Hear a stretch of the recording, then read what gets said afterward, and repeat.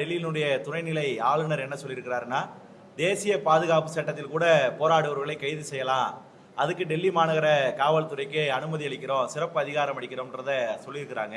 காவல்துறை அனுமதி இல்லாம போராட்டம் நடத்தினா கைது செய்யதான் செய்வோம் அப்படின்னு சொல்லி அமைச்சர் ராஜ்மோகன் பேசினாரு. போராட்டம் நடத்துற இடத்துக்கு வர்ற மாணவர்களை கையை கடித்து கைது செய்கிற ஏற்பாடை காவல்துறை செஞ்சுக்கிட்டு இருக்கு. நரேந்திர மோடியினுடைய அரசு டெல்லியில ஜந்தர் மந்திருக்கு யாரும் வரக்கூடாது என்பதற்காக இன்னைக்கு மட்டும் 16 மெட்ரோ ஸ்டேஷன்ஸை பிளாக் பண்ணிருக்காங்க. இந்த 14 தேர்வுகளை 189 முறை கொஸ்டின் பேப்பர் லீக்கேஜ் ஆயிருக்கு. யூஜிசி நெட் எக்ஸாம் அதுவும் இந்த என்டிஏ தான் நடத்துறாங்க. அதோடைய சோசியாலஜி அது கொஸ்டின் பேப்பரே கிடையாது, முழுக்க முழுக்க digital oriented exam, computer based exam. அந்த எக்ஸாமுடைய கொஸ்டின் பேப்பர் லீக் ஆயிருக்கு. இதுக்கு யார் பொறுப்பேற்கணும் என்பதை நயினா நாகேந்திரன் பதில் சொல்லணும். தர்மேந்திர பிரதான் பதவி விலக வேண்டும். தேச துரோகிகள் அவர்கள் தான், தேசத்தை பாதுகாப்பவர்கள் தான் நாங்க. அதனாலதான் இந்த போராட்டத்திற்கு நாங்க பிஜேபி நீங்களாக காமன் அப்பீல் கொடுத்திருக்கோம். உச்ச நீதிமன்றத்தின் தலைமை நீதிபதி காப்பாற்ற வேண்டுமே தவிர அதை நல்லிஃபை ஆகிறதுக்கான பேச்சுக்களை அவர் பேசக்கூடாது. அவர் கான்ஸ்டிடியூஷனல் போஸ்டிங்ல இருக்காரு. அரசியலமைப்பு சட்டம் அவருக்கு கொடுத்திருக்க கடமைகளை நிறைவேற்ற வேண்டுமே தவிர இந்த நீட் எக்ஸாம் மாதிரி ஜட்ஜஸ் ரிட்டையர்மெண்ட்டுக்கு அப்புறம் போற வேலைகளுக்காக தீர்ப்பு எழுதக்கூடாதுங்கிறது தான் அதில் இருக்கக்கூடிய விஷயம். அரசை நேரடியாக சந்திப்பது என்கின்ற முடிவில் இருக்கும். அதற்கான நடவடிக்கையில் முதல்வர் மற்றும் துறை சார்ந்த அமைச்சர்களை சந்திப்பதற்கான நேரம் கேட்டிருக்கோம். நேரம் கிடைக்கும் பொழுது அவர்களை நேரில் சந்தித்து இந்த சம்பந்தப்பட்டிருக்க காவலர்கள் மீது நடவடிக்கை கூறுறோம்.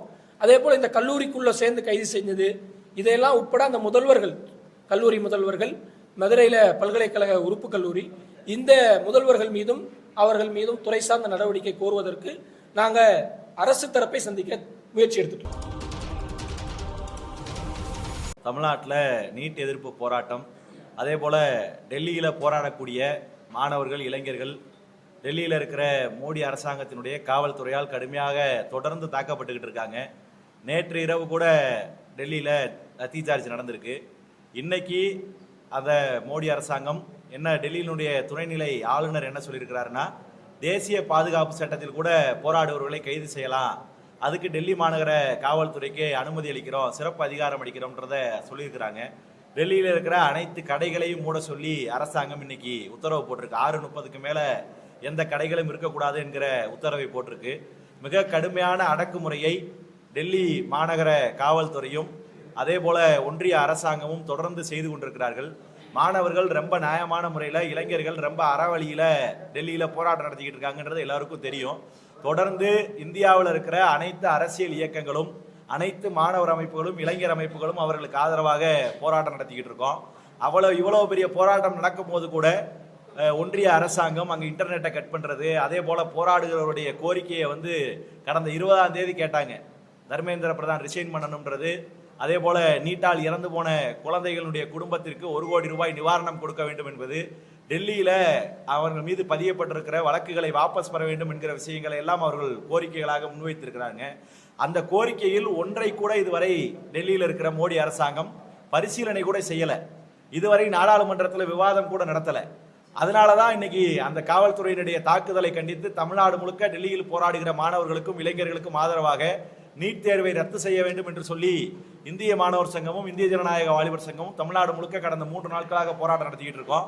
எல்லா ஊடக நண்பர்களும் அதை அங்கே வந்திருக்கீங்க, போராட்டத்தை பார்த்தீங்க. தமிழ்நாட்டில் இருக்கிற காவல்துறை எப்படி நடந்து கொண்டது என்பது உங்களுக்கு தெரியும். தொடர்ந்து தமிழ்நாட்டில் இருக்கிற அமைச்சர்கள், அதே போல முக்கியமான நபர்கள் எல்லாரும் காவல்துறை அனுமதி இல்லாம போராட்டம் நடத்துறாங்க, காவல்துறை அனுமதி இல்லாம போராட்டம் நடத்தினா கைது செய்யதான் செய்வோம் அப்படின்னு சொல்லி அமைச்சர் ராஜ்மோகன் பேசினாரு. அது உங்களுக்கு எல்லாருக்கும் தெரியும். நாங்க திரும்பி இந்த நேரத்தில் சொல்ல விரும்புறது என்னன்னா, இன்னைக்கு இந்த பிரஸ் மீட்டுக்கு வர்றதுக்கு முன்பு கூட டிவைஎஃப்ஐ சார்பாக, எஸ்எஃப்ஐ சார்பாக ஒரு அனுமதி கடிதத்தை காவல்துறை ஆணையர் அலுவலகத்தில் கொடுத்து விட்டு வந்திருக்கிறோம்.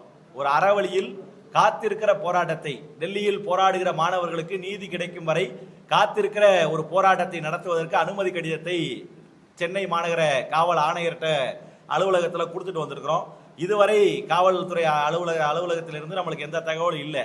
நாங்க அனுமதி வாங்கி நியாயமான முறையில் அறவழியில் போராட வேண்டும் என்கிறதான் வாலிபர் சங்கத்தினுடைய நிலைப்பாடு, எஸ்எஃப்ஐ நிலைப்பாடு. எங்களுடைய நிலைப்பாடு தெருக்கல்ல நின்று போலீஸோட தகராறு பண்ணணும்ன்றதோ, இல்ல போலீஸுக்கும் நம்மளுக்கு ஒரு தள்ளுமுடு நடக்கணும் என்பதோ வாலிபர் சங்கம் எஸ்எஃப்ஐ நிலைப்பாடு அல்ல. நாங்கள் தொடர்ச்சியாக ஒரு அமைதியான முறையில் போராட்டத்தை நடத்தணும்னு நினைக்கிறோம்.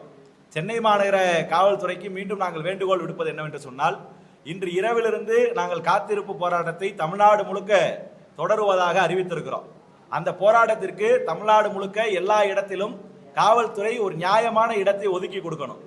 எந்தவித டிஸ்டர்பன்ஸும் இல்லாம டெல்லியில எப்படி ஜந்தர் மந்தர்ல இளைஞர்களும் மாணவர்களும் ஒன்று திரண்டு போராடுறாங்களோ அதை போல இடங்களை தமிழ்நாட்டில் இருக்கிற அனைத்து மாவட்டங்களிலும் காவல்துறை ஒதுக்கி கொடுக்கணும். இது ஏதோ காவல்துறைக்கு போராடுறதுக்கு அனுமதி என்று சொன்னாலே காவல்துறை தான் கொடுக்கணும் அப்படின்றது கிடையாது. அரசியலமைப்பு சட்டம் இந்தியாவில் பிறந்த எல்லாருக்கும் போராடுவதற்கான உரிமையை கொடுத்திருக்கிறது.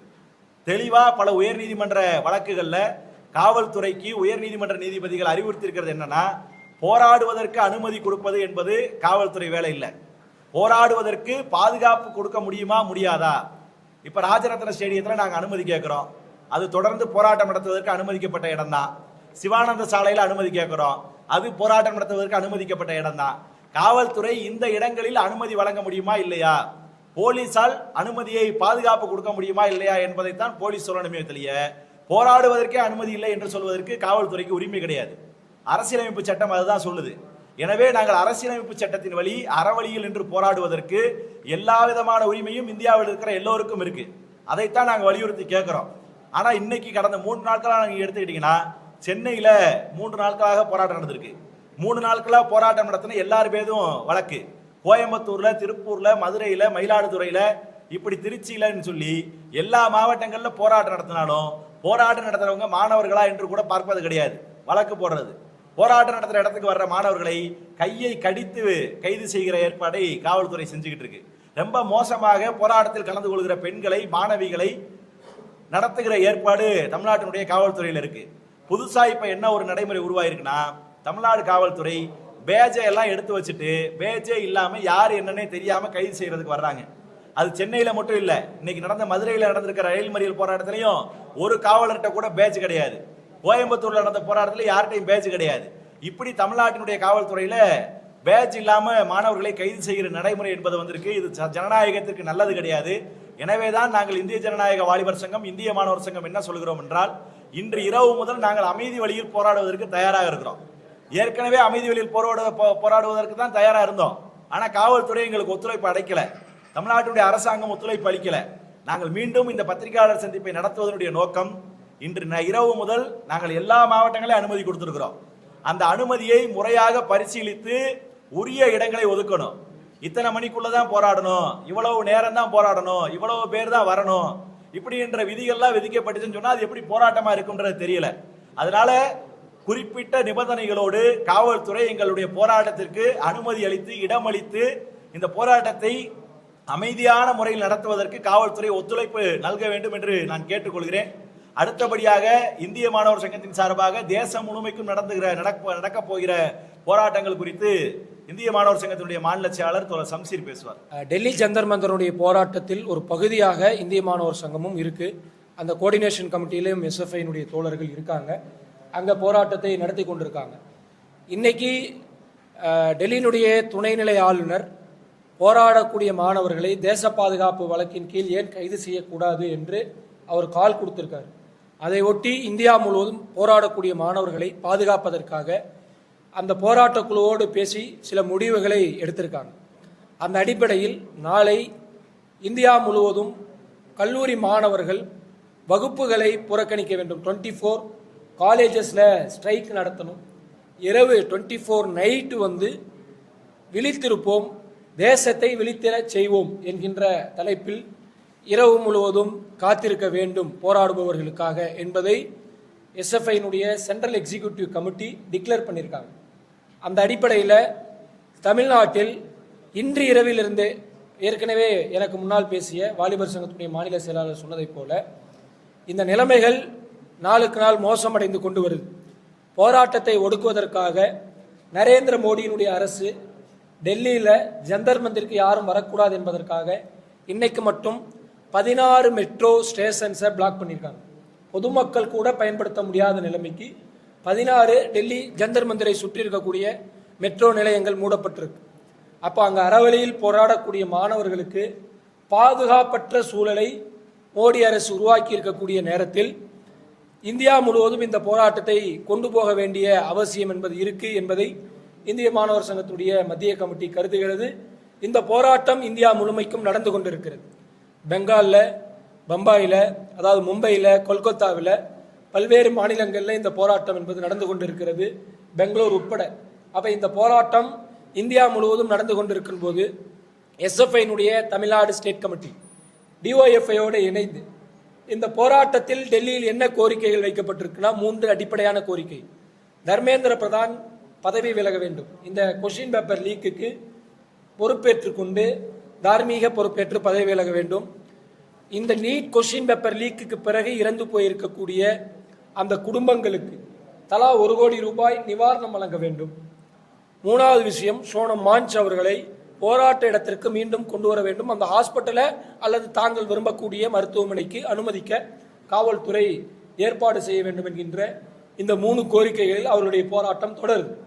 தமிழ்நாட்டில் இந்த போராட்டத்தை அதே 3 கோரிக்கைகளோடு அடிஷ்னலா நாம ஒரு விஷயத்தை ஃபார்வேர்ட் பண்ண வேண்டியது இருக்கு. அது என்னன்னா, இந்தியாவே இந்த நீட் எதிர்ப்பு போராட்டத்தில் இருக்கின்ற பொழுது தமிழ்நாடு 2016 2017 கம்பல்சரி நீட் எக்ஸாம் வந்ததுக்கு பிறகு தொடர்ந்து 9 ஆண்டுகளாக நீட் எதிர்ப்பு போராட்டத்தை நடத்தி கொண்டிருக்கோம்.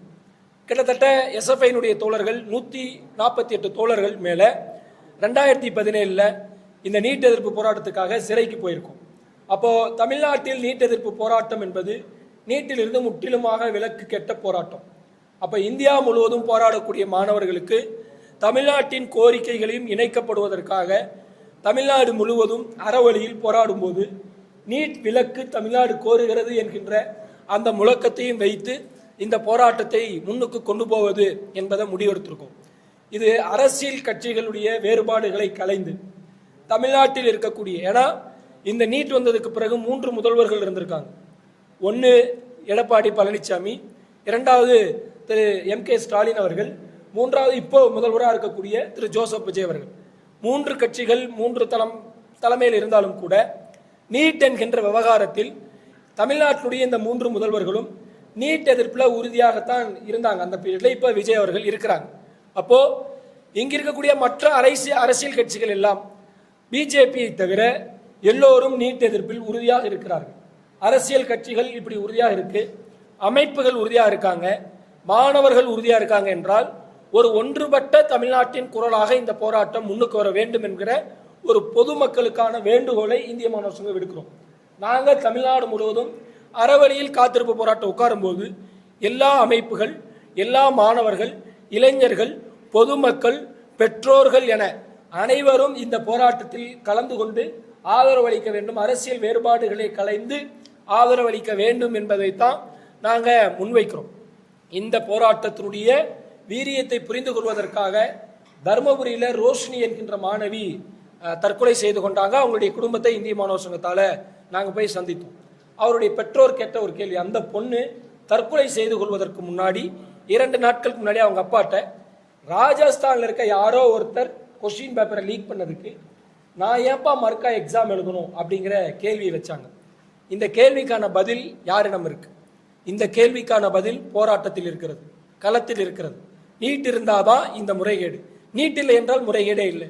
அப்ப நீட் விலக்கை தமிழ்நாடு கோருகின்ற பொழுது இந்த கருத்தில், நீட் வேண்டாம் என்கின்ற கருத்தில் இணைய விரும்பக்கூடிய எல்லா அமைப்புகளையும் இந்திய மாணவர் சங்கமும் இந்திய ஜனநாயக வாலிபர் சங்கமும் வாருங்கள் என்று அழைக்க வேண்டும் என்கின்ற முறையில்தான் இந்த பத்திரிகையாளர் சந்திப்பை நாங்கள் நடத்துறோம்.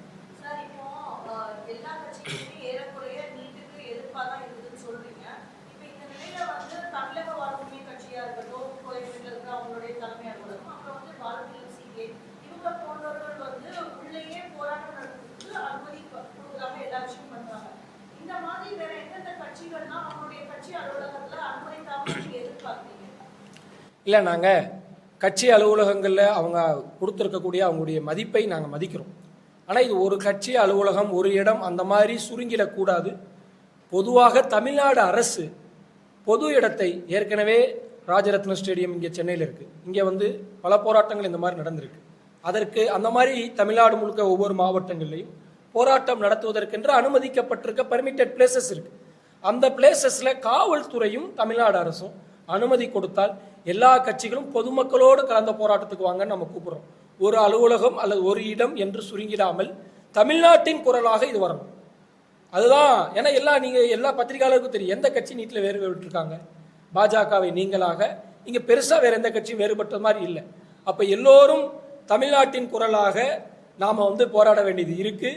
இந்த நேரத்தில் இந்த போராட்டத்தை நாம் எடுக்கவில்லை என்றால் நீட் விலக்கை நாம் எந்த காலத்திலும் பெற முடியாது. ஏன்னா இன்னைக்கு இந்தியாவே நீட்டுக்கு எதிராக போராடும். அப்போ இந்த சூழலில் தமிழ்நாடு ஒரு மிகப்பெரிய அளவில் நியாயமான முறையில் போராட வேண்டிய அவசியம் இருக்கு என்பதை நாம் வெளிப்படையாக சொல்லணுங்கிறதுக்காக தான், அதனால தான் இந்த பத்திரிகை சந்திப்பை நாம் நடத்தணும்.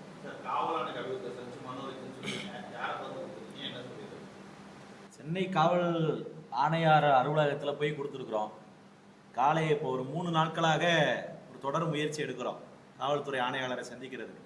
இன்னைக்கு கூட முயற்சி எடுத்தோம், அவர் காவல் ஆணையரை சந்திப்பதற்கான அனுமதி கிடைக்கல.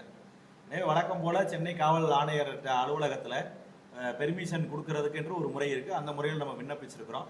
அவங்க இதுவரை பதில் சொல்லலை. அதுதான் இருக்கிற நிலை. 2 நாளைக்கு முன்னாடி நீங்கள் போராடுறப்போ ஒரு குண்டுகட்டாக தூக்குனாங்க. நேற்று தினம் திருவள்ளூர் கல்லூரியில் மாணவி கிட்ட வீடு பார்த்தீங்க. செஞ்சினை எஸ்எஃப்ஐ கிட்டையுமே கல்லூரி உள்ள புகழ் இதை உயரதிகாரிகளுக்கு தெரிவிக்க நினைக்கிறீங்களா? தடுக்கிறாங்களா காவல்துறை? இல்லை, தமிழ்நாடு முழுக்கவுமே இந்த ப்ரூட்டாலிட்டி நடந்திருக்கு. சென்னை மட்டும் கிடையாது. சென்னையில் முதல் நாள் நாங்கள் எக்மோரில் போராட்டம் நடத்தின போது கைது செய்யப்பட்டது. அப்போது 3 தோழர்கள் காயமடைஞ்சாங்க. அவங்களும் மருத்துவமனையில் சிகிச்சைக்காக போனாங்க. சிகிச்சை முடிச்சுட்டு வந்திருக்காங்க. நேற்று நடந்த போராட்டம் ராஜரத்ன ஸ்டேடியத்தில் ஆர்கனைஸ் ஆகிறதுக்கு முன்னாடியே காவல்துறை கைது செஞ்சது. 2 தோழர்கள் இப்போ வரைக்கும் அனுமதிக்கப்பட்டு சிகிச்சை பெற்று வராங்க. செங்கல்பட்டில் இந்திய மாணவர் சங்கத்துடைய மாவட்ட செயலாளர் தயாநிதியினுடைய கை உடைக்கப்பட்டிருக்கு. அவர் கை ஃப்ராக்சர் ஆயிருக்கு. இப்போ இன்னைக்கு போராட்டத்தில் ஈரோட்டில் இந்திய மாணவர் சங்கத்துடைய மாவட்ட செயலாளர் நவீன் அவர்களுக்கு மண்டையில் காயம் ஏற்பட்டு மருத்துவமனையில் அனுமதிக்கப்பட்டிருக்காரு. திருவொற்றியூர் காலேஜில் அந்த போராட்டத்தில் ஈடுபட்ட மாணவர்கள் 3 பேர் சஸ்பெண்ட் பண்ணப்பட்டிருக்காங்க. 2 பேரை டிஸ்மிஸ் பண்ணுறதா அந்த கல்லூரி நிர்வாகம் முடிவெடுத்திருக்கு. ஸோ இப்படி தமிழ்நாடு முழுக்க இந்த புருட்டாலிட்டிஸ் எல்லாமே நாங்கள் கலெக்ட் பண்ணியிருக்கோம். இதை கலெக்ட் பண்ணி உயர் அதிகாரிகளை சந்திப்பதை விட அரசை நேரடியாக சந்திப்பது என்கின்ற முடிவில் இருக்கும். அதற்கான நடவடிக்கையில் முதல்வர் மற்றும் துறை சார்ந்த அமைச்சர்களை சந்திப்பதற்கான நேரம் கேட்டிருக்கோம். நேரம் கிடைக்கும் பொழுது அவர்களை நேரில் சந்தித்து இந்த சம்பந்தப்பட்டிருக்க காவலர்கள் மீது நடவடிக்கை கூறுறோம். அதே போல் இந்த கல்லூரிக்குள்ள சேர்ந்து கைது செஞ்சது இதையெல்லாம் உட்பட அந்த முதல்வர்கள், கல்லூரி முதல்வர்கள், மதுரையில் பல்கலைக்கழக உறுப்பு கல்லூரி, இந்த முதல்வர்கள் மீதும் அவர்கள் மீதும் துறை சார்ந்த நடவடிக்கை கோருவதற்கு நாங்கள் அரசு தரப்பை சந்திக்க முயற்சி எடுத்துட்டு இருக்கோம்.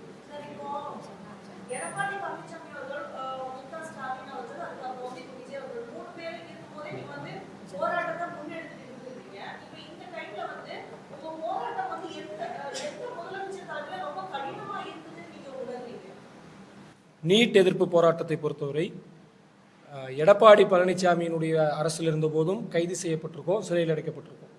அதற்கு பிறகு MK ஸ்டாலின் அவர்களுடைய ஆட்சி காலத்திலையும் நீட் எதிர்ப்பு போராட்டத்தில் போராடி வழக்கு என்பது பதியப்பட்டிருக்கு. இப்போவும் வழக்கு பதியப்பட்டிருக்கு. எல்லா அரசும் அரசாங்கமாக வரும்போது நீட் எதிர்ப்பை பேசுகிறாங்க. அரசாக மாறியதற்கு பிறகு அவர்கள் நீட் எதிர்ப்பு நடத்தக்கூடிய மாணவர்கள் மீது தான் தாக்குதல் நடத்துகிறாங்க. அதில் ஒன்றுக்கொன்று வேறுபட்ட கோணத்திலெல்லாம் பார்க்க முடியாது. அதனால் இந்த வழக்குகளை திரும்ப பெற வேண்டிய கடமை இந்த அரசுகளுக்கு இருக்குது. வழக்குகளை திரும்ப பெறணும், மற்ற விஷயங்களை எல்லாம் நாங்கள் முன் வச்சு தான் அரசையும் சந்திக்கிறோம். இல்லை, ரெப்ரசன்டேஷன் இஸ் முக்கியம்னு நினைக்கிறோம். ரெப்ரசன்டேஷனுக்கான முறையிலையும் நாங்கள் அணுகிறதுக்கு தயாராக இருக்கோம். அதற்கான முயற்சிகள் எடுத்துட்டு இருக்கோம். தோழர் மிருதுலா, வழக்கு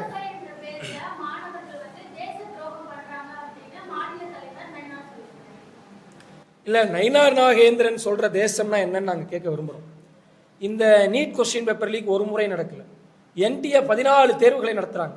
இந்த 14 தேர்வுகளை 189 முறை கொஸ்டின் பேப்பர் லீக்கேஜ் ஆயிருக்கு. இவ்வளோ பிரச்சனை நடந்துட்டு இருக்கும்போது UGC நெட் எக்ஸாம் அதுவும் இந்த NTA தான் நடத்துகிறாங்க. அதோடைய சோசியாலஜி, அது கொஸ்டின் பேப்பரே கிடையாது, முழுக்க முழுக்க digital oriented exam, computer based exam. அந்த எக்ஸாமுடைய கொஸ்டின் பேப்பர் லீக் ஆயிருக்கு. இதுக்கு யார் பொறுப்பேற்கிறோம் என்பதை நயினார் நாகேந்திரன் பதில் சொல்லணும்.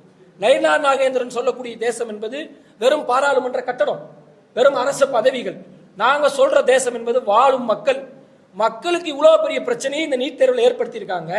இதுக்கு தர்மேந்திர பிரதான் என்கின்ற ஒரு நபரை தேசமாக காட்சிப்படுத்த முயற்சிக்கிறாங்க. பாதிக்கப்பட்டிருக்க எல்லோரும் இந்த தேசத்தின் குடிமக்கள் தான். இவர்கள் தான் தேசம். மக்கள் இல்லாம தேசம் கிடையாது. மக்கள் இல்லைன்னா அது வெறும் தீவு. இந்த தேசம் தான் அப்படிங்கிறத நாங்கள் முன்னெடுக்கிறது மக்கள் தான். இப்போ நயினார் நாகேந்திரனோட சர்டிஃபிகேட் எங்களுக்கு தேவையில்லை. மோடியினுடைய அவர் என்ன படிச்சிருக்காருங்க சர்டிஃபிகேட்டையும் கூட வெளிப்படையாக சொல்ல முடியாத நிலைமையில் இருக்கக்கூடிய RSS காரங்க, சங்க பரிவார் இயக்கம் எங்களுக்கு இந்த சர்டிஃபிகேட்டை கொடுக்கணுங்கிற அவசியம் கிடையாது. உண்மையை சொன்னால் தேச துரோகிகள் அவர்கள் தான், தேசத்தை பாதுகாப்பவர்கள் தான் நாங்கள். அதனால தான் இந்த போராட்டத்திற்கு நாங்கள் பிஜேபி நீங்களாக காமன் அப்பீல் கொடுத்துருக்கோம். அதை தெளிவுபடுத்துகிறோம். இன்னொரு முக்கியமான விஷயம், இன்னைக்கு வந்து 2 விதமான சர்ச்சைகள் சமூக வலைதளங்களில் போயிட்டு இருக்கு. ஒன்று, அவங்க ஃபேர் நீட் கேட்குறாங்க, நீங்கள் பேன் நீட் கேட்குறீங்க அப்படின்ற சொல்கிறாங்க. நான் முதலே தெளிவுபட சொன்னேன், நம்மளோட கோரிக்கையை முன்னெடுப்பதற்கு இந்த போராட்டங்கள் அவசியமானதுன்னு சொல்கிறோம். இன்னொன்று, இன்னைக்கு ஜனநாயகன் படம் ரிலீஸ் ஆகிருக்கிறதுனால அதை ஒட்டியான டிஸ்டர்பன்ஸ் இருக்குது. நாங்கள் எஸ்எஃப்ஐ டிஒஎஃப்ஐ என்ன சொல்கிறோன்னா, திரைப்படங்களுக்கு யாரையும் போகாதீங்கலாம் நாங்கள் சொல்கிறது இல்லை. அது அவங்களுடைய தனிப்பட்ட உரிமை. யார் வேணாலும் எந்த படத்தை வேணாலும் கொண்டாடட்டும். கொண்டாடி முடிச்சுட்டு போராடுவாங்க. படத்துக்கு போங்க, பாருங்க. நாங்கள் போராட்டத்திற்கு உங்களை அழைக்கிறோம், நீங்களும் வாங்க என்பது தான் நாங்கள் கூப்பிட விரும்புகிறோம். இங்கே பொலிட்டிக்கல் டிஃபரன்சஸ் மூலமாக அரசியல் செய்ய வேண்டாம். நம்ம செய்ய வேண்டிய அரசியல் என்பது நீட்டுக்கு எதிராக என்பதை தெளிவுபடுத்துகிறோம்.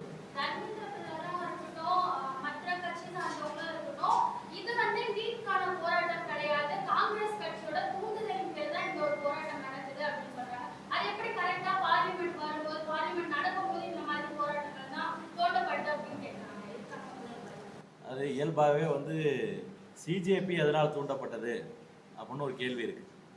சிஜேபி வந்து உச்சநீதிமன்ற நீதிபதி ஒரு கருத்தை சொன்னதுனால சிஜேபின்னு ஒரு கட்சி உருவானுச்சு. அப்போ இப்படி ஒரு கருத்தை வந்து தர்மேந்திர பிரதான் சொல்றாருன்னா உச்சநீதிமன்ற நீதிபதி தான் இதுக்கு காரணம். நியாயமா அவரை தான் அவர் சொல்லியிருக்கணும். காங்கிரஸை ஏன் சொல்றாருன்னு தெரியல. இயல்பாகவே மக்கள் சந்திக்கிற பிரச்சனைகள் எதுவாக இருந்தாலும், மாநிலத்தில் பிரச்சனைனா சட்டமன்றம் கூடும்போது சட்டமன்றத்தை ஒட்டி போராட்டம் நடக்கும். அப்பதான் சட்டமன்றத்தில் மக்கள் பிரதிநிதிகள் பேசுவாங்க, நம்முடைய கோரிக்கைகளை கவனம் பெறும் என்பதுதான் இயல்பு. நாடாளுமன்றத்தில் இதுக்கு முன்னாடி நாடாளுமன்றம் நடக்கும்போது ஏராளமான போராட்டங்கள் நடந்திருக்கு. ஏன் போன முறை வந்து 2014க்கு முன்னாடி பிஜேபி ஆட்சியில் இருக்கும்போது, பிஜேபி ஆட்சியில் இல்லாத போது, காங்கிரஸ் ஆட்சியில் இருக்கும்போது ஆயிரக்கணக்கான போராட்டங்களே நாடாளுமன்றம் நடக்கும்போது பிஜேபி நடத்திருக்காங்க. அப்பெல்லாம் ஏன் பிஜேபி இப்படி இதை கேட்கலன்னு தெரியல. இதை பிஜேபி என்ன செய்யறாங்கன்னா, ரொம்ப ஈஸியா இதை காங்கிரஸோடு அடையாளப்படுத்தி இந்த போராட்டத்தை மலினப்படுத்துவதற்கான ஏற்பாட்டை பிஜேபி செய்யுது. அதை நாங்கள் அனுமதிக்க மாட்டோம். இப்பயும் நாங்கள் திரும்பி என்ன சொல்றோம்னா, எல்லா அரசியல் கட்சிகளும், நம்சீர் பேசும்போது அதான் சொன்னாரு, பாஜக தவிர்த்து எல்லா அரசியல் கட்சிகளும் போராட்ட களத்திற்கு வரணும், இன்க்ளூடிங் தாவேகா. எல்லோரும் போராட்டத்திற்கு வாங்க என்றுதான் நாங்கள் அழைக்கிறோம். திமுக உள்பட, அதிமுக உள்பட, தாவேகா உள்பட எல்லோரும் போராட்ட களத்திற்கு வாங்க. அவங்க கட்சி சார்பாக போராட்டம் நடத்துங்க டெல்லிக்கு ஆதரவாக என்பதுதான் எங்களுடைய கோரிக்கை. ஏற்கனவே இதுல வந்து மாறுபாடுகளே கிடையாது. ஏடிஎம்கே பீரியட்ல 150 தோழர்கள் ரிமாண்ட் செய்யப்பட்ட புழல் சிறையில் இருந்தோம்.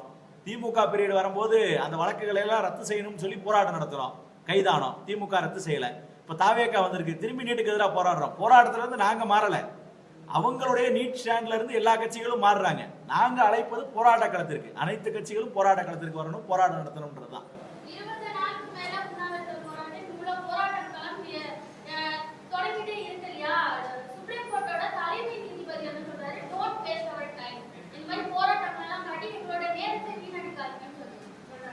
சுப்ரீம் கோர்ட்டோட நீதிபதிக்கு நாங்க என்ன சொல்ல விரும்புறோம்னா, மே மாசம் அவர் ஒரு 5 நிமிஷம் பேசாம இருந்திருந்தாருன்னா இவ்வளவு பிரச்சனை கிடையாது, இப்படி ஒரு அமைப்பே கிடையாது. அவர் ஒரு நேரத்தை வீணடிச்சுட்டு ஒட்டுமொத்த இளைஞர்களையும் கேள்விக்குறியாக்கிட்டு அவங்க சமூகத்தை நோக்கி கேள்வி கேட்கும் போது டோன்ட் வேஸ்ட் அவர் டைம்னு சொன்னா, அதிகாரத்தை நோக்கி கேள்வி கேட்கறதுலாம் உங்களுடைய நேரத்தை வீணாக்கும் என்று சொன்னால் அப்படி நேரத்தை வீணாக்கிட்டே தான் இருப்போம். ஏற்கனவே 2022 கொஸ்டின் பேப்பர் லீக் நடந்துச்சு. உச்சநீதிமன்றம் நேரடியாக தலையிட்டு விசாரணைக்கு போனாங்க. அதிலேயே இது ஒழுங்குபடுத்தப்பட்டிருந்தா இன்னைக்கு உச்சநீதிமன்றத்துக்கு இந்த போராட்டத்தினுடைய வேலை வந்திருக்காது. இப்போ ஒழுங்குபடுத்த தவறியதில் உச்சநீதிமன்றத்துக்கும் ஒரு பங்கு இருக்கு. அப்போ இவ்வளோ பெரிய புரூட்டாலிட்டி நடக்குது, கண்ணு முன்னாடி நடக்குது. ஸோ உச்சநீதிமன்றத்தினுடைய வழக்கு தெளிவான வழிகாட்டுதல் கொடுக்குது. பொதுமக்களை காவல்துறை அணுகும் பொழுது பேட்ச் இருக்கணும். அப்போ பேட்சே இல்லாமல் பேராமிலிட்டரி எப்படி என்ட்ரானாங்க? இதுக்கு உச்சநீதிமன்றத்தின் வழக்கே இருக்குல்ல, அந்த வழக்கு உச்சநீதிமன்றம் கொடுத்த தீர்ப்பு தானே. ஏன் அப்போ இதை விசாரிக்கிறதுக்கு மறுக்க உச்சநீதிமன்றம் தயங்குறாங்க? நீதிமன்றத்தின் மீது மக்களுக்கு இருக்கக்கூடிய நம்பிக்கையை உச்சநீதிமன்றத்தின் தலைமை நீதிபதி காப்பாற்ற வேண்டுமே தவிர அதை வந்து நல்லிஃபை ஆகிறதுக்கான பேச்சுக்களை அவர் பேசக்கூடாது. அவர் கான்ஸ்டிடியூஷனல் போஸ்டிங்ல இருக்காரு. அரசியலமைப்பு சட்டம் அவருக்கு கொடுத்திருக்க கடமைகளை நிறைவேற்ற வேண்டுமே தவிர இந்த நீட் எக்ஸாம் மாதிரி ஜட்ஜஸ் வந்து ரிட்டையர்மெண்ட்டுக்கு அப்புறம் போற வேலைகளுக்காக தீர்ப்பு எழுதக்கூடாதுங்கிறது தான் அதில் இருக்கக்கூடிய விஷயம்.